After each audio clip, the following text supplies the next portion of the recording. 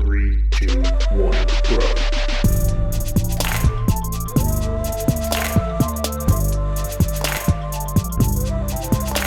What's up, everybody? My name is Michael E. Murphy. I'm one half of the Brothers Murphy. It's time for Meta Game Minute, a weekly segment where we talk about something in board games that's been on our brains recently. What I want to talk about are player aids. One of the best inventions, the best tools we have as board gamers is a quick little reference sheet about how our turn structure works, scoring, end of game scoring, icons. There's a lot that can be put onto player aids, and I, for one, am always grateful when a game includes a player aid. Not all games need something like that, but even something like Abandon All Artichokes, I just replayed the other day, and it has a little quick thing that reminds you of the steps of a turn. Very important, because in that game, small and kind of silly as it is important that the phases of the turn kind of go the way that they go to check for victory and stuff like that. So I'm really grateful to have that. And on the backside, it shows me how the table should be laid out. Super simple, really easy.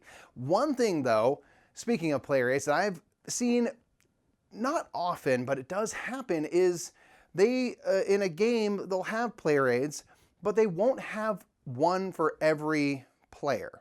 They might, in a 4-player game, a 2 to 4-player game, have 2. And I understand that like you can pass those 2 around, but it always rubs me the wrong way when a company takes the time to make a player aid and they don't make enough copies for every player if you were to play at the full player, count. And so that's just always been something that's interesting. I'm like, I'd almost rather you didn't make anything at all than make some that I now have to pass around. I don't mind when, there's like, in the rule book, there's a quick reference and thing, and there's like one thing that gets passed around for whatever reason. That doesn't bother me.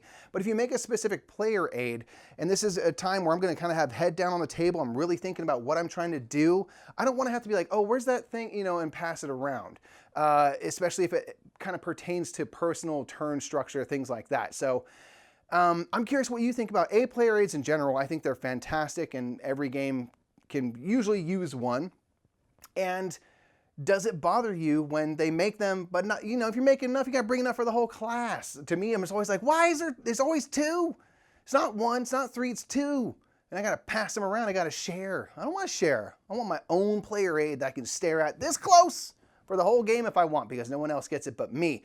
So it's just a weird like quirk I see in games, and I try to remind myself that board games do cost money to produce, and maybe it's something where on their end, it's like this actually ends up being, it's just cheaper or whatever, but it just seems like it's only a couple more little sheets of paper.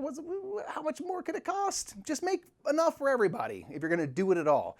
So let me know what you think of this in the comments below, because it's just one that will always bug me when you do it. Don't make me now make copies and laminate and stuff. If you're going to provide it for all. I'm already buying the game.